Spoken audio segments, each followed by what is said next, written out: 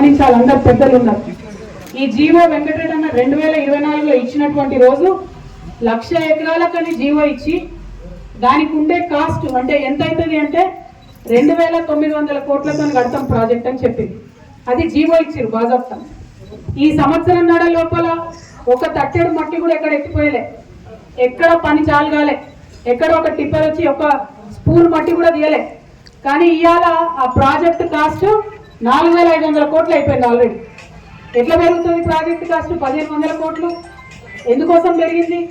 ఎవరి కోసం పెరిగింది? ఆ 1,500 కోట్లకి మరి మన కాన్కూర్తులకు ఎకరానికి 40 లక్షలు ఇస్తారా? అటువంటి ఆలోచన లేదు. ఆ పెరిగినటువంటి 1,500 కోట్లు పెద్దవాళ్ళ జేబులలో పోతున్నాయి తప్పితే మనకిచ్చే ఆలోచన ముఖ్యమంత్రికి లేదు. ఎందుకు ఈ మాట చెప్తా ఉన్నా అంటే ఈ ప్రాజెక్ట్ ఏదైతే కట్టిండ్రో, ఈ పెంచిన 1,500 కోట్లు ఏదైతే ఉన్నదో, ఇద్దరు గుత్తదారులకు ఇచ్చింది ఈ ప్రాజెక్టు, ఇద్దరు కాంట్రాక్టర్లకు. వాళ్ళిద్దరికి చెంచా మట్టి తీయకున్నా, తట్టెడు మట్టి ఎత్తకున్నా 600 కోట్ల రూపాయలు ముందే అడ్వాన్స్ ఇచ్చేసారు వాళ్ళకు. అడ్వాన్స్ ఇచ్చి సంవత్సరంన్నర అవుతుంది, పని మాత్రం చాలు చేయలేదు. మరి నేను అడిగేది ఒకటే, ఆ పెద్దవాళ్ళ మీద ప్రేమ ఎందుకు, ఈ పేదవాళ్ళ మీద ప్రేమ ఎందుకు లేదు ముఖ్యమంత్రి గారు? మీరు ఇదే జిల్లా బిడ్డ అని చెప్తున్నారు, ఇదే జిల్లాలో ఉన్న నేను పులి బిడ్డను, నేను ఇచ్చేస్తా అది చేస్తా అని చెప్తున్నారు. మీరు నిజంగా పాలమూరు బిడ్డ అయితే ముందు పాలమూరు రంగారెడ్డి స్కీమ్ తొందరగా పూర్తి చేయండి.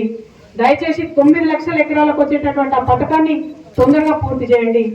రెండవది, ఈ కొడంగల్ లిఫ్ట్ ఇరిగేషన్ స్కీము ఈ డిజైన్ లో 80,000 ఎకరాలకు తక్కువ నీళ్లు వస్తున్నాయి ఇదివరకు ఉన్న దానికన్నా. కాబట్టి తక్షణమే మక్తల్లో, నారాయణపేటలో, ఊట్కూరులో, దామరగిద్దలో మరి అందరికీ కూడా నీళ్ళు వచ్చేటట్టుగా ఈ ప్రాజెక్టు స్కోప్ ను పెంచాలని కూడా నేను డిమాండ్ చేస్తా ఉన్నాను. మరి దీంతో పాటు ఎవరైతే ఇవాళ భూములు కోల్పోతున్నటువంటి ప్రజలు ఉన్నారో వారందరినీ మళ్ళీ ఒకసారి ప్రభుత్వం పిలిపించి ఖచ్చితంగా చర్చలు చేయాలి. అన్న చెప్పినట్టు హైదరాబాద్కు దగ్గరగా ఉన్నది, భూమి విలువ పెరిగినటువంటి పరిస్థితి ఉన్నది. ఇటువంటి సందర్భంలో ఇదివరకు మల్లన్న సాగర్ నిర్వాసితులకు కూడా ప్రత్యేక ప్యాకేజీలు ముఖ్యమంత్రి గారు ఆనాడు కేసీఆర్ గారు చొరవ తీసుకొని ఇప్పించడం జరిగింది. అదే విధంగా ఇప్పుడు కూడా ఎకరానికి అన్న వాళ్ళు డిమాండ్ చేసినట్టు 35 నుండి 40 లక్షల రూపాయలు ఇస్తే అందరికి కూడా గిట్టుబాటు అయ్యేటటువంటి ఆస్కారం ఉంటుంది.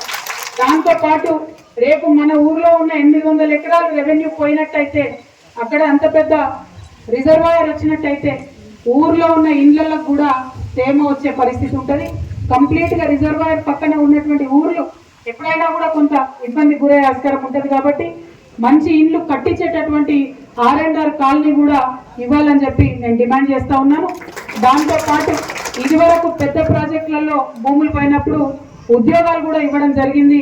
ఈ పిల్లలకు ఇక్కడ ఉండేటటువంటి ఇంటికి ఒక ఉద్యోగం, ఏ రైతైతే భూమి కోల్పోతాడో, మరి భూమి లేనటువంటి రైతులు ఎవరైతే వాళ్ళ ఇల్లు కోల్పోతున్నారో వాళ్ళకు కూడా ఖచ్చితంగా ఉద్యోగం ఇవ్వాలని చెప్పి, ఇంటికి ఒక ఉద్యోగం ఇవ్వాలని చెప్పి నేను డిమాండ్ చేస్తా ఉన్నాను.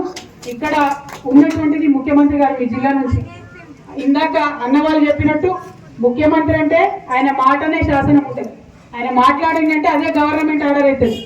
కానీ దారుణం ఏంటంటే ఈ ముఖ్యమంత్రి గారు ఇప్పుడు ఒక మాట చెప్తాడు, గంటకు ఒక మాట చెప్తాడు. మనం చూసినాం ప్రతి ఒక్క విషయంలో. ఏమని చెప్పిండ్రు? బోనస్ ఇస్తా అని చెప్పిండ్రు.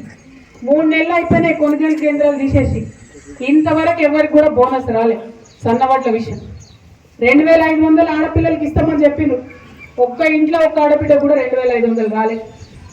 ఒట్లేసిండ్రు ఉన్న అన్ని దేవుళ్ళ మీద రుణమాఫీ చేస్తామని, 60% దాకా రుణమాఫీ అని తప్పితే ఎక్కువ ఎక్కడ రుణమాఫీ కాలే. అన్ని అంశాలు ఎందుకు చెప్తా ఉన్నా అంటే ఇది కేవలం బీఆర్ఎస్ సభ కాదు, నాకు తెలుసు అన్ని పార్టీల వాళ్ళం ఇక్కడ ఉన్నాం. కానీ ఒక వ్యక్తి, ఆయన వ్యక్తిత్వం, దాని మీద కూడా చర్చ జరగాలి. నారాయణపేటకు వచ్చి ఇక్కడ 20 లక్షలు ఇస్తా అని చెప్పిపోతే ముఖ్యమంత్రి గారు ఆఫీసర్కి ఎంత దమ్ము ఉండాలో 14 లక్షలకు ఇచ్చేది. నిన్న మొన్న నోటీసులు వచ్చినాయి కదా మనందరికి 14 లక్షలు తీసుకుంటామని. మరి ముఖ్యమంత్రి ఒక మాట, ఆఫీసర్ ఒక మాట చెప్తాడా? అంటే ముఖ్యమంత్రికి విలువ ఉన్నట్టా లేదా? ఒక్క మాట ఆలోచన చేయాలి. ముఖ్యమంత్రి గారు బాధ్యతాయుతమైన పదవిలో ఉన్నవారు, వారు ఇచ్చినటువంటి మాట సంపూర్ణంగా నిలబెట్టుకోవాలని నేను కోరుతున్నాను.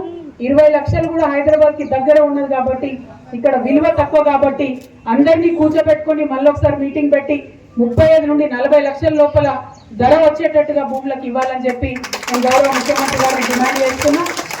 మరి మా తమ్ముడు శ్రీను చెప్పినట్టు, అన్న వెంకటరెడ్డి అన్న చెప్పినట్టు అదేవిధంగా మన గ్రామంలో ఉన్న అన్ని పార్టీల నాయకులు ఇక్కడ చెప్పినట్టు మన కానుకుర్తి గ్రామంలో మనకు న్యాయం జరిగేంత వరకు మీ పక్షాన, మీ చెల్లెగా, మీ అక్కగా, మీ తోడుగా నేను నిలబడతానని ఈ సందర్భంగా తెలియజేస్తూ, మరి జనరల్గా ఏదన్నా విషయం పట్టుకుంటే నేను అది పూర్తయ్యే వరకు వదిలిపెట్టాను.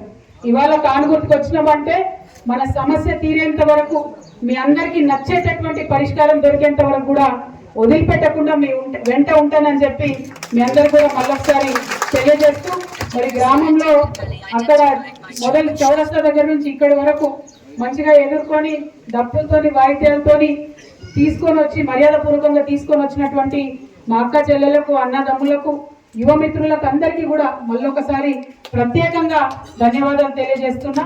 ముఖ్యమంత్రి గారికి మళ్ళీ ఒకసారి చెప్పేది ఒకటే, రైతు లేనిది రాజ్యం లేదు. రైతు వేసినటువంటి రాజ్యం ఎన్నడూ కూడా బాగుండదు.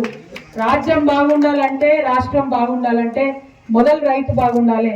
మన పాలమూరు జిల్లా రైతు కన్నీరు గారకుండా చూసుకోవాలని ముఖ్యమంత్రి గారిని డిమాండ్ చేస్తూ రైతుల పక్షాన నిలబడి పోరాటం చేస్తామని మరొకసారి తెలియజేస్తూ మీ అందరి దగ్గర కూడా సెలవు తీసుకుంటున్నాను. Thank you. జై తెలంగాణ, జై తెలంగాణ.